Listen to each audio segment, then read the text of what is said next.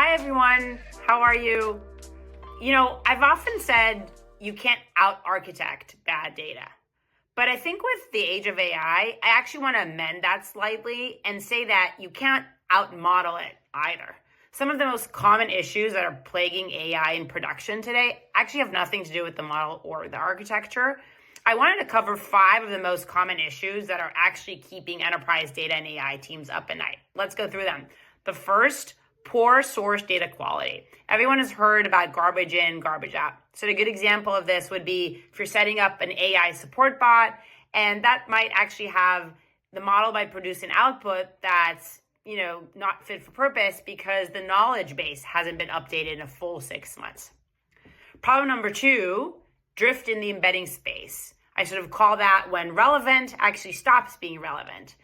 Everyone says that RAG is dead, but to a certain degree, RAG pipelines actually depend on embeddings to find relevant context. But embeddings can drift if the source data changes, if the chunking technique is tweaked, or just the embedding model updates. And so if drift occurs, those subtle changes can actually cause silent performance degradation. The third thing that can happen is that there's confused context. So a well-tuned model is honestly only as good as the context that it's given. A couple of examples of that would be just ambiguous context. So, if it's unclear terms that confuse a retriever. The fourth thing that can happen is output sensitivity. So, you might be swapping out an LLM model or adjusting a prompt or just tweaking the setting. Small changes can actually often lead to very large and unexpected output differences.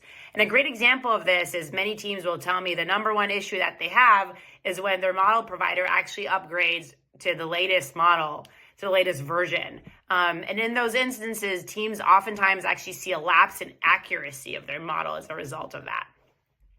And 5, the most probably challenging of all, is actually finding the right balance of humans in the loop to evaluate the performance without limiting growth. So we've spoken to hundreds of data and AI leaders about their journey to production-ready data.